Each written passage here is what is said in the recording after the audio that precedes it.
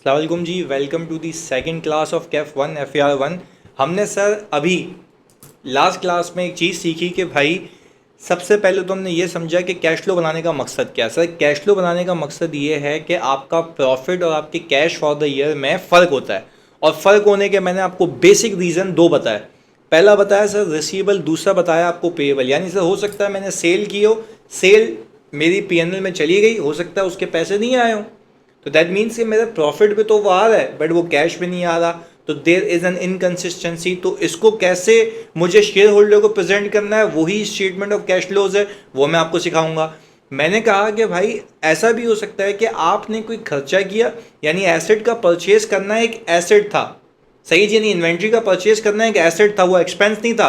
वो once expense हो गया तो आपके PNL में नेगेटिव आ गया, जिससे प्रॉफिट क्या हो गया, कम हो गया। But there might be a possibility कि एक एक्सपेंस हुआ आपका जिसके अगेंस्ट में आपने पेमेंट नहीं की हो क्योंकि वो पेएबल हो। तो हमने कहा भाई दूसरा रीज़न है आपका payable.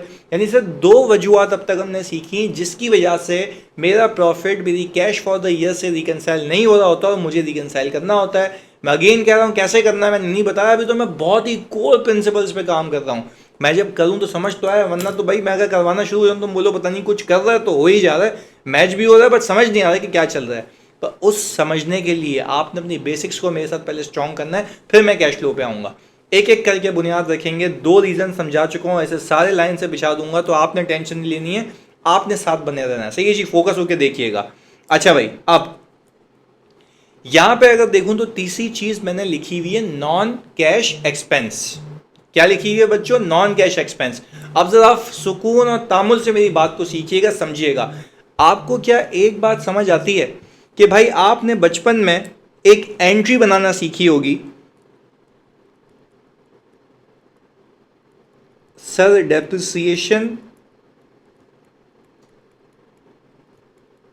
Expense debit and accumulated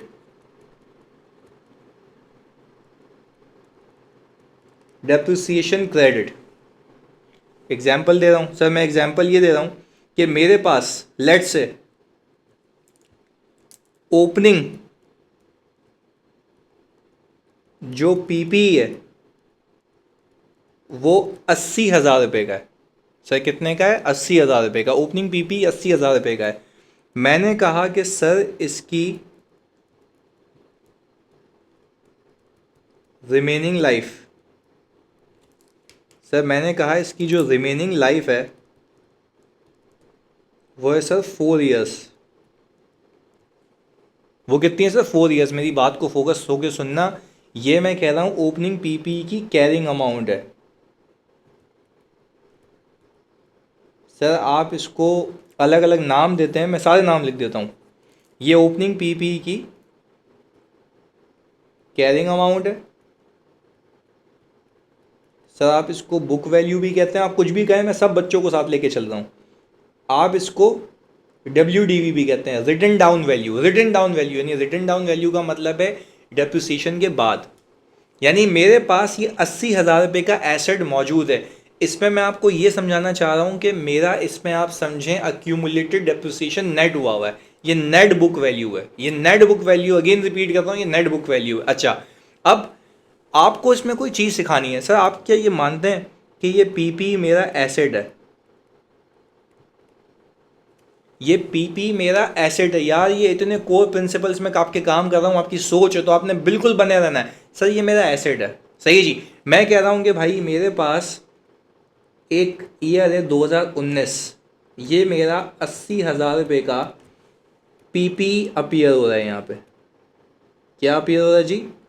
PPE appear हो रहा है। मैंने कहा कि भाई मैं आ गया 2020 में। अच्छा, अब मैंने ये कहा 2019 से 2020 में आते हुए, सही है जी। पहली चीज़, नो एडिशन। सर मैंने कोई PPE नहीं खरीदा। No disposal. मैंने कहा मैंने कोई PPE बेचा भी नहीं है, मैंने कोई PPE बेचा भी नहीं है, बट हाँ मैंने इस PPE को यूज़ किया है, मैंने इस PPE को यूज़ किया है। तो आपने अपने PRC लेवल पे एक चीज़ सीखी होगी, जब भी आप कोई कैपिटल एक्सपेंडिचर करते हैं तो पहले उसको एसेट बनाते हैं, और फिर जैसे जैसे उसको यूज़ करते हैं वैसे वैसे उसको यूज़फुल लाइफ पे डेप्रिशिएट करते हैं।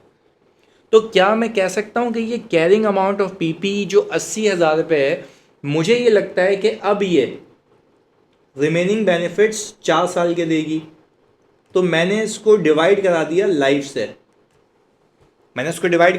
से, तो मैंने ये कहा बच्चों कि मेरे पास 20,000 रुपये का डेप्रिसिएशन एक्सपेंस आ गया।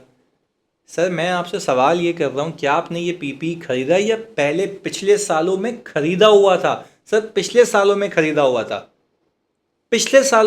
हुआ था, इस साल सिर्फ ये यूज़ हुआ है। तो बच्चों जब यूज़ हुआ है तो इसके यूज़ होने का एक एक्सपेंस आएगा जिसका हम नाम रखते हैं डेप्रिसिएशन एक्सपेंस। मैंने ये कहा कि सर मेरे पास 20,000 रुपीज़ का डेप्रिसिएशन एक्सपेंस आया। आप इसको अक्यूमुलेटेड डेप्रिसिएशन कह लें, और मैं कह रहा हूँ कि भाई हो सकता है मैं डायरेक्टली पीपी को रिड्यूस कर दूँ अगर मैं बुक वैल्यू पे अकाउंट बना रहा हूँ। मैंने सबको साथ लेके चलना है, मैं सबको साथ लेके चल रहा हूँ। अच्छा, अब आपसे एक मेरा सवाल है, अब आप मुझे जवाब ये दें कि सर क्या ये डेप्रिसिएशन एक्सपेंस एक एक्सपेंस है? यस सर, आपने लिखा हुआ है, पागलों वाली बातें करते हैं। यस, ये एक एक्सपेंस है। सर मेरा पहला सवाल ये था। मेरा दूसरा सवाल, क्या इस एक्सपेंस के बुक होने से मेरा प्रॉफिट रिड्यूस होगा? सर आपका जवाब आना चाहिए यस। सर मेरा प्रॉफिट बिल्कुल रिड्यूस होगा। सर जवाब आना चाहिए यस। अच्छा जी सर, यार ये प्रॉफिट रिड्यूस होगा, भाई ये पीपी के यूजेज का एक्सपेंस है कि मैंने इस साल इतना पीपी यूज़ कर लिया, 20,000 रुपये का और इस्तेमाल कर लिया। तो क्या आप ये बात मानते हैं कि मेरे पास इस साल के आखिर में मेरे पास पीपी बचा हुआ होगा 60,000 रुपये का? मेरे पास पीपी बचा हुआ होगा 60,000 रुपये का, 20,000 रुपये का और यूज़ हो गया। भाई 20,000 रुपये का और यूज़ हो गया।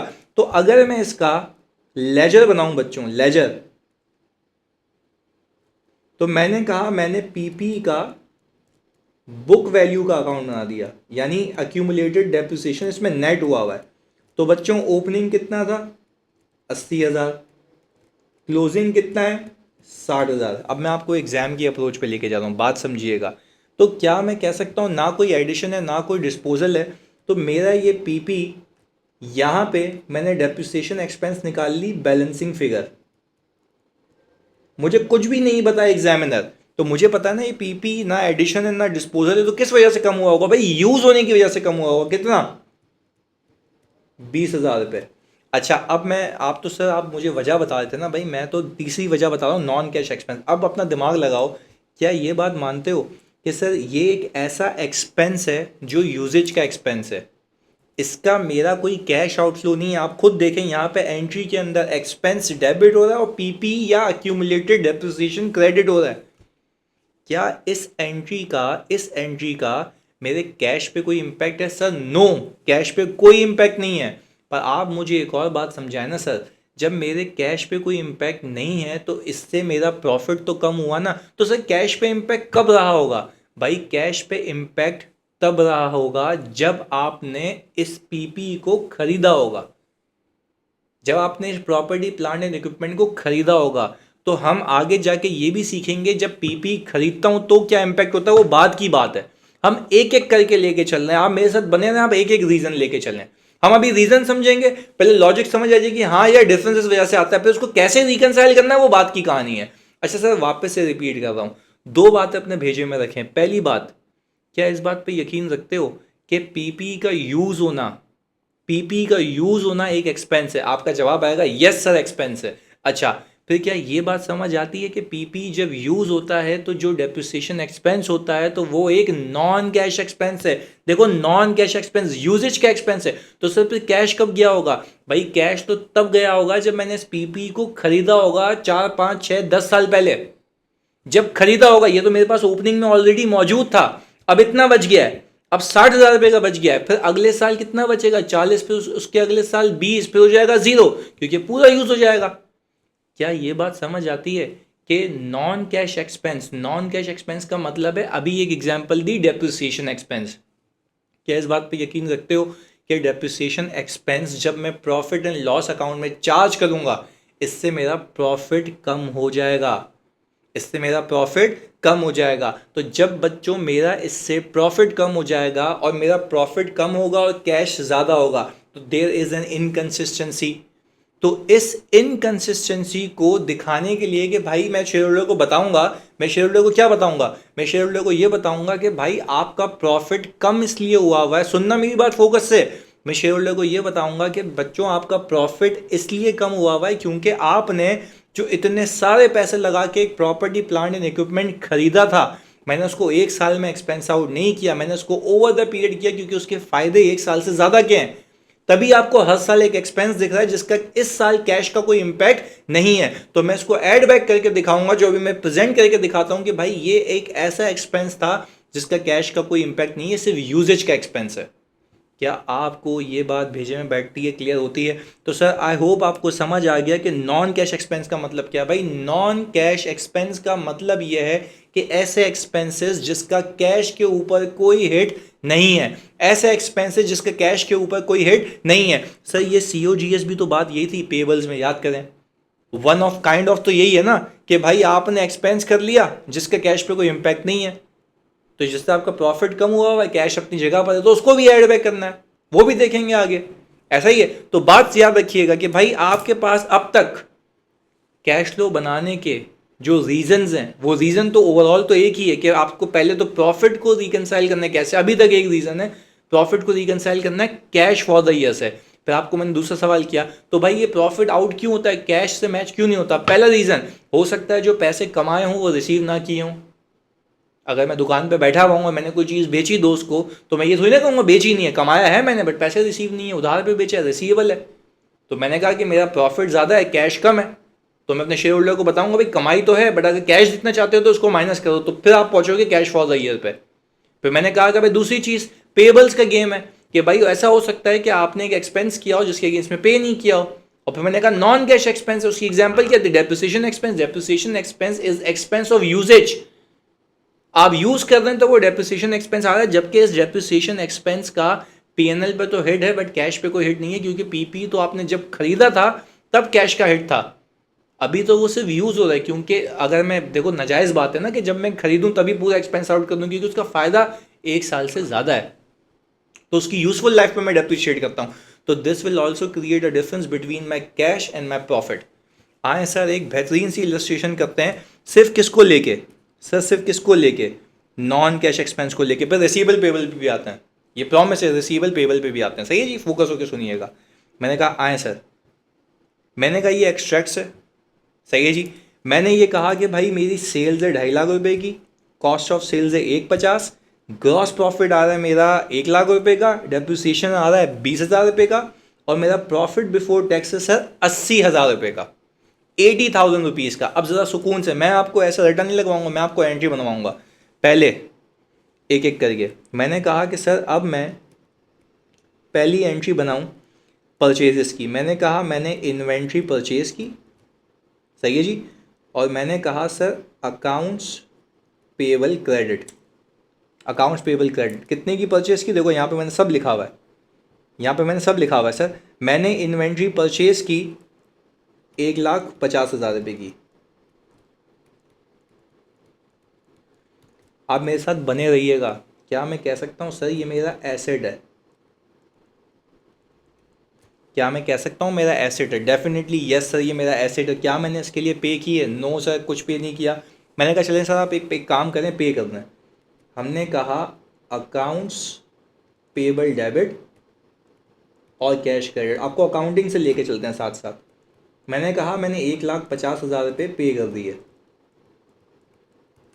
मैंने 1,50,000 रुपये पे कर दिए। मैं आपको मूवमेंट बता रहा हूँ, ये आपको एग्जाम में एंट्रीज नहीं बनानी है बट मैं आपको समझाने के लिए बता रहा हूँ कि ये चलता है। देखो भाई जब मैंने सेटलमेंट की, तो क्या मैं कह सकता हूँ ये मेरी सेटलमेंट है जिससे मेरा कैश, सर जिससे मेरा कैश रिड्यूस हो गया, सर इससे मेरा कैश रिड्यूस हो गया बच्चों, इससे मेरा कैश रिड्यूस हो गया। क्या आप ये बात मानते हैं कि पहली एंट्री में कोई एक्सपेंस नहीं है, पीएनएल का हिट नहीं है, पीएनएल का हिट नहीं है, मैं यहाँ पे लिख रहा हूँ अभी, पीएनएल का hit, profit and loss account का हिट नहीं है, क्योंकि अभी एक्सपेंस ही नहीं हुआ, बेचा ही नहीं है मैंने। सर क्या कैश का हिट आ गया? यस सर मैंने पे कर दिया, कैश का हिट आ गया। आगे सुने, मैंने कहा कि सर मैंने उठा के ये इन्वेंट्री को बेच दिया। कितने में बेचा सर? यहाँ पे देखें 2.5 लाख रुपए में। मैंने क्या कहा सर, मेरे पास पूरे पैसे आ गए, कैश आ गए 2.5 लाख रुपए, और सेल्स हो गई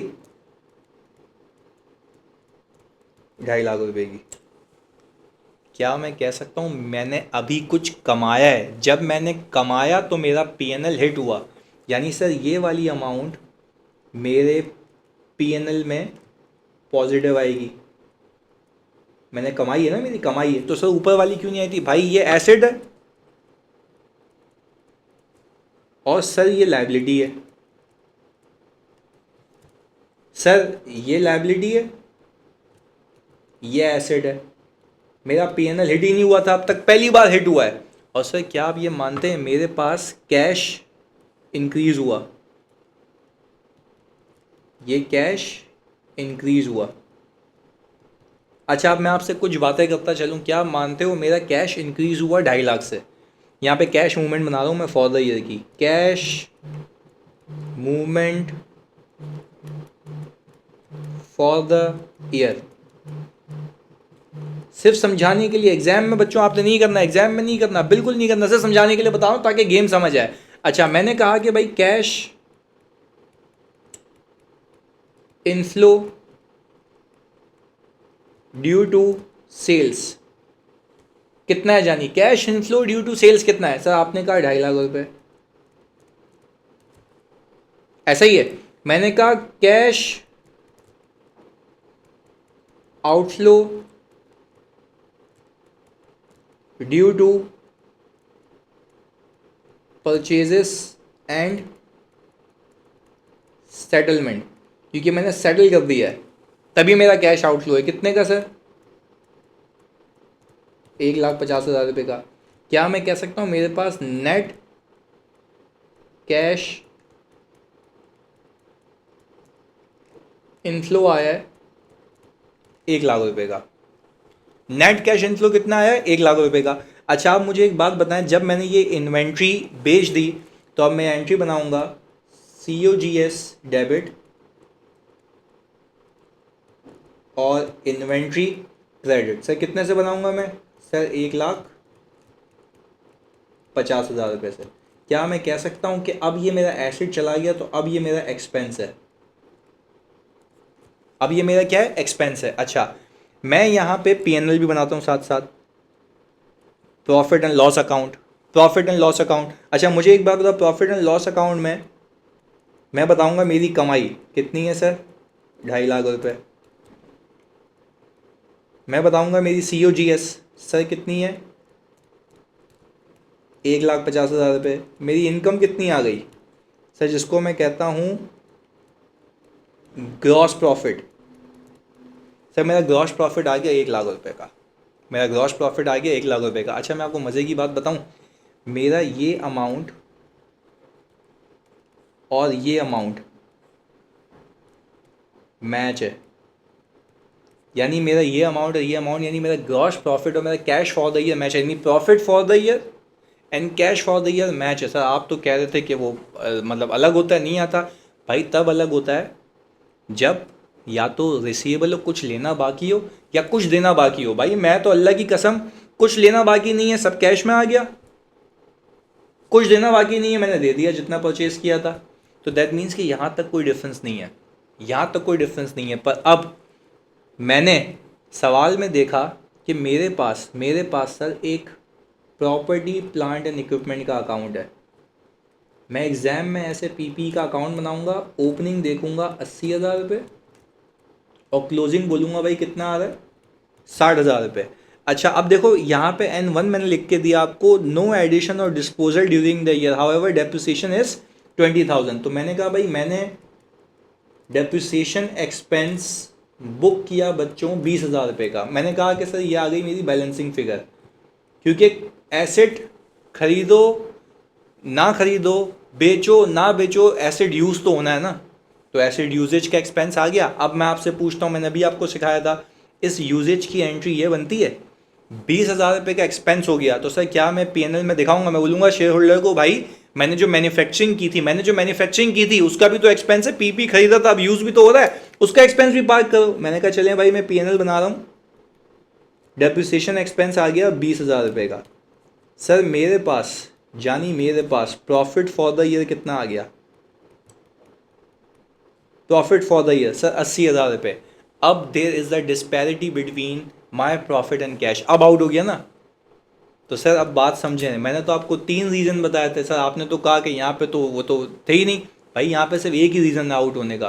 तो ज़रूरी है हर कंपनी में हर सवाल में सारे रीज़न होंगे? नहीं, लाजमी नहीं है। हो सकता है एक, हो सकता है 2, 3, 4, 5, 6, 10 भी हो सकते हैं, एक एक करके सीखेंगे। पर इस केस में आज मैं आपको पहली बार सिखा रहा हूँ बनाने का तरीका। Statement of cash flows.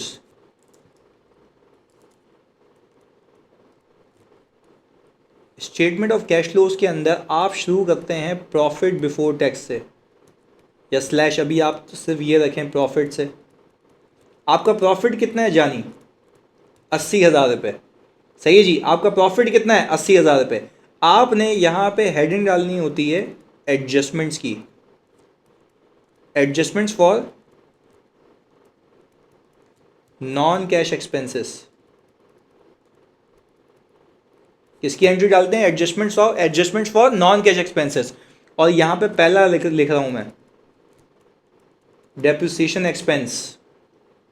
सही जी, पहला लिख रहा हूँ क्या डेप्रिसिएशन। क्या करूँ मैं इसको? सर ऐड बैक करवा दूँ।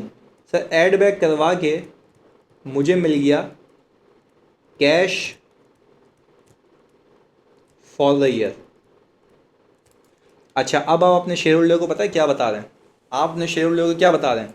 मैं कैश फॉर द ईयर की जगह जानी मैं आपको लिख के देता हूँ कैश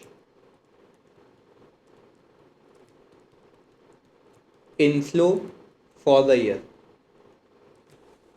मैं अपने शेयर होल्डर को ये बता रहा हूँ कि भाई मैंने प्रॉफिट उठाया पीएनएल से, ये रहा प्रॉफिट एंड लॉस अकाउंट से, ये रहा प्रॉफिट एंड लॉस अकाउंट से मैंने यहाँ से उठाया। अच्छा भाई, फिर मैंने कहा भाई ये रहा प्रॉफिट। मेरा शेयर होल्डर को मैंने बताया भाई कैश कितना। अब देख सुनना, मैंने इसके अंदर जैसे ही ऐड किया तो मुझे पता है ना, ये तो मैंने तुम्हें पूरी एंट्रीज बताई, ये तुम्हें बताएगा थोड़ी ना कि ये एंट्रीज हैं, ये तो मैंने तुम्हें पूरी लॉजिक बताई कि भाई चल क्या रहा था। यानी इस बिजनेस के अंदर जो सेल की पैसा आ गया, जो एक्सपेंस किया वो पैसा चला गया, सिवाय किसके? डेप्रिसिएशन के। यानी इससे पहले कोई मसला नहीं था, मसला एक ही था, किसका था? डेप्रिसिएशन का था। क्या मैंने आपको रिसीवेबल एडजस्ट करना सिखाया? नो। क्या मैंने आपको पेबल एडजस्ट करना सिखाया? नो। बट एक चीज़ एडजस्ट करना सिखा दी, स्टेटमेंट ऑफ कैश फ्लो के अंदर मैंने आपको एक चीज़ सिखाई है, that is non cash expense. यानी आपने शेयर होल्डर को बोलते हो भाई ये रहा प्रॉफिट, अपने शेयर होल्डर को क्या बोलते हो? ये रहा प्रॉफिट। इस प्रॉफिट के अंदर जो मसले हैं वो मैं आपको एडजस्ट करके दे रहा हूं। मैंने क्या बोला शेयर होल्डर को? मैंने बोला भाई ये एक नॉन कैश एक्सपेंस है, डेप्रिसिएशन एक्सपेंस, जिसकी वजह से मेरा प्रॉफिट कम हुआ हुआ और कैश ज़्यादा है। तो मैं प्रॉफिट को रिकनसाइल कर रहा हूँ कैश की फिगर से। तो मेरा प्रॉफिट कम है ना, तो मैं उसमें इसको क्या करूँगा? ऐड बैक करूँगा। तो आपके IFRS में तो सिर्फ ये लिखा हुआ है non cash expenses should be added back.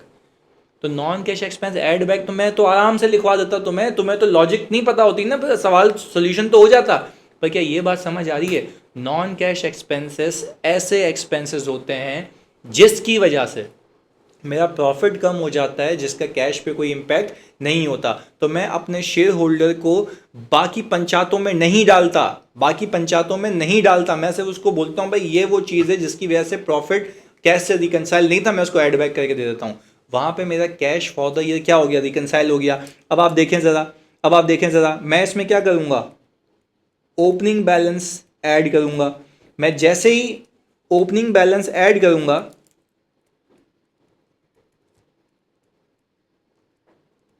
Opening balance of cash, sir मेरा ओपनिंग बैलेंस ऑफ कैश कितना था सवाल में? सर 2 लाख रुपए। मेरा ओपनिंग बैलेंस ऑफ कैश कितना था सवाल में? 2 लाख रुपए। मेरा क्लोजिंग कितना आ गया? 3 लाख रुपए। क्या ये 3 लाख रुपए मेरा यहाँ से मैच होता है? और याद करो मैंने इलस्ट्रेशन यहाँ से शुरू कराई थी भाई। ये मैंने जो पिछला लेक्चर करवाया उसके अंदर मैंने क्या कहा था? इन दोनों को देख के लगता है ओपनिंग को क्लोजिंग से कंपेयर करूं कि मेरे पास इस साल 1 लाख रुपए का कैश आया है, 1 लाख रुपए का कैश आया है। पर मेरे बच्चों मुझे एक बात बताओ, ये तो मैंने आपको पूरा गेम समझाया, पूरा गेम समझाया। क्या एक कंपनी में एक ही एंट्री होती है? मिलियन ऑफ एंट्रीज होती हैं, तुम्हारे एंट्री नहीं बना सकते। तो एक तरीका होता है प्रॉफिट को कैश के बैलेंस से रिकनसाइल करने का। वो क्या तरीका होता है? आप सब समझो सब सही है, सिवाय जो सही नहीं है उसको एडजस्ट करना है। यानी जैसे ये मैंने आपको ये इन्वेंट्री खरीदवाई और फिर इसको बिकवाया भी, तो ऐसे एक एंट्री थोड़ी ना होती, हज़ारों एंट्रीज होती हैं। पर आपने उन हज़ारों में से सिर्फ वो मसले ढूंढने जिसमें मेरा प्रॉफिट मेरे कैश के बैलेंस से रिकनसाइल नहीं होने दिया, तो वो मसलों को एडजस्ट करना है। पहला मसला सिखाया एडजस्ट करना, कौन सा? Non cash expense. तो सर रिसीवेबल का हो सकता है, यस। पेएबल का हो सकता है, यस। नॉन कैश तो अभी करवा दिया। थीम क्या है? थीम क्या है? प्रॉफिट को रिकनसाइल करना कैश के बैलेंस से। अच्छा, अब आगे जो मैं अगली इलस्ट्रेशन आपको करवाऊंगा, मैं पहले स्क्रीन पे प्रेजेंट करूंगा और आप उसको खुद से करेंगे। उसमें आपकी अप्रोच क्या होगी? सबसे पहले आप सवाल में जाके प्रॉफिट उठाएंगे, आपने प्रॉफिट रख दिया, सही है जी। अब आप ये देखेंगे, प्लीज समझिएगा, ये प्रॉफिट फॉर द ईयर है, 1 साल का है, फॉर द ईयर है। आप क्या करेंगे? आप जाएंगे पीपी के अकाउंट में। पीपी के अकाउंट में आपको पता है कि जो डिक्लाइन है अब तक क्योंकि मैंने बाकी एडजस्टमेंट नहीं सिखाई, पीपी का अकाउंट अगर आपको कम होता हुआ देखे तो आपको ये पता होना चाहिए वो पीपी का अकाउंट इसलिए कम हो रहा है क्योंकि पीपी यूज हुआ है और वो एक एक्सपेंस है। तो इस अकाउंट से आप एक एक्सपेंस निकालेंगे। इस अकाउंट से बच्चों आप क्या निकालेंगे? एक एक्सपेंस निकालेंगे जिसका नाम क्या होता है? Depreciation expense. क्योंकि पीपी अगर कम हो रहा है तो मैं ये नहीं कह रहा बिक रहा है, क्योंकि मैंने बिकना तो सिखाया ही नहीं है अभी। आप सिर्फ ये समझेंगे पीपी अभी क्या हो रहा है? यूज हो रहा है। तो जैसे ही इस अकाउंट में आप गए, आपने देखा ओपनिंग के मुकाबले में पीपी कम हो रहा है, नीचे लिख के भी दिया है कि कोई एडिशन नहीं है, कोई डिस्पोजल नहीं, तो ये यूज हो रहा है। तो आपका दिमाग में क्लिक होना चाहिए कि ये जो एक्सपेंस है इससे मेरा प्रॉफिट क्या हुआ होगा? कम हुआ होगा, और जिसका कैश पे कोई इम्पैक्ट नहीं होगा। तो मैं अपने शेयर होल्डर को बोलूँगा कि मेरे भाई, मैंने जो पीपी प्लांट पहले लगाया था वो यूज़ हो रहा है, जिसकी वजह से मैं प्रोडक्शन कर रहा हूँ, तो उसका एक्सपेंस तो मैं आपको दिखाऊंगा ना, जिसका अभी फिलहाल कोई कैश पे इम्पैक्ट नहीं है। तो जब कैश पे कोई इम्पैक्ट नहीं है तो मैं इसको क्या करता हूँ? ऐड बैक करके बताता हूँ कि भाई ये यूजेज का एक्सपेंस है, जिसका खर्चा मैं, कैश का खर्चा मैं बहुत पहले कर चुका था, अब से वो यूज़ हो रहा है। क्या ये बात क्लैरिटी से आपको भेजे में फिक्स होती है? अच्छा, वंस मैंने जैसे ही डेप्रिसिएशन एक्सपेंस बुक किया तो मेरा प्रॉफिट कम हो गया था, तो मैं शेयर होल्डर को ये बोलता हूँ कि भाई मैं इसको ऐड बैक करके वापस से उस प्रॉफिट के अंदर जो ऐसा इम्पैक्ट है जिसने प्रॉफिट को रिकनसाइल नहीं होने दिया हुआ कैश से, मैं उसको ऐड बैक करके नलीफाई कर देता हूँ। अच्छा सर, तो इस केस के अंदर अगर कुछ बाकी नहीं कहा हुआ, बाकी कुछ भी नहीं कहा हुआ ना आपके सामने, और अगर मैं यही इलस्ट्रेशन आपको यहाँ से मैच कराऊँ, यहाँ से नो एडिशनल डिस्पोजल, यही वाली मैंने करवाई थी, और इस केस के अंदर आपने ये अज्यूम करना है कि जो भी मेरी परचेजेज है वो कैश पे हुई है और जो भी सेल हुई है वो कैश पे हुई है। यानी मैंने जो सेल की उसके सारे पैसे आ गए और जो परचेज किए उसके सारे पैसे दे दिए। यानी कॉस्ट ऑफ सेल जितनी मेरी पीएनएल में आ रही है उतने पैसे भी जा चुके हैं और जो सेल आ रही है उतने पैसे भी आ चुके हैं। तो इन दोनों का तो मसला ही नहीं है। मसला किसका था सर? मसला था नॉन कैश एक्सपेंस का, जो कि डेप्रिसिएशन एक्सपेंस है। आखिरी बार रिपीट कर रहा हूँ, सवाल सॉल्व करने का तरीका क्या है? आपने प्रॉफिट बिफोर टैक्स को उठाया, प्रॉफिट बिफोर टैक्स को उठाने के बाद ये रहा, आपने जो प्रॉफिट बिफोर टैक्स उठाया ये रहा यहां पे, सही है। आपने कुछ नहीं करना, आपने देखना है कि ऐसा कौन सा अकाउंट है जहां से मुझे नॉन कैश एक्सपेंस मिलेगा। आपने बोला sir property plant and equipment का अकाउंट है जहां से मुझे नॉन कैश एक्सपेंस मिलेगा। मैंने पीपी का एक टी अकाउंट बना दिया, ओपनिंग को क्लोजिंग से कंपेयर किया, क्लोजिंग कम होता हुआ दिख रहा था। तो क्लोजिंग कम क्यों हो रहा था? क्योंकि मेरा पीपी इस बार यूज हुआ है, क्योंकि कोई एडिशन नहीं है, कोई डिस्पोजल नहीं है। तो मुझे पता लग गया कि ये एक एक्सपेंस जो इस अकाउंट से निकल रहा है, क्योंकि वो पीपी को उसी एक्सपेंस ने कम किया होगा ना। तो ये एक ऐसा एक्सपेंस है जो मेरे पीएनएल में चार्ज हो गया होगा, जिसने मेरे प्रॉफिट को कम किया होगा, जो कि होना नहीं चाहिए। I hope this is making sense and this is very clear. तो सर हमने आज पहली इलस्ट्रेशन की है अपनी स्टेटमेंट ऑफ कैश फ्लो की, जिसके अंदर मैंने आपको रिकनसाइल करना सिखाया। अभी भी रिसीवेबल बाकी है, पेबल बाकी है और बहुत कुछ बाकी है।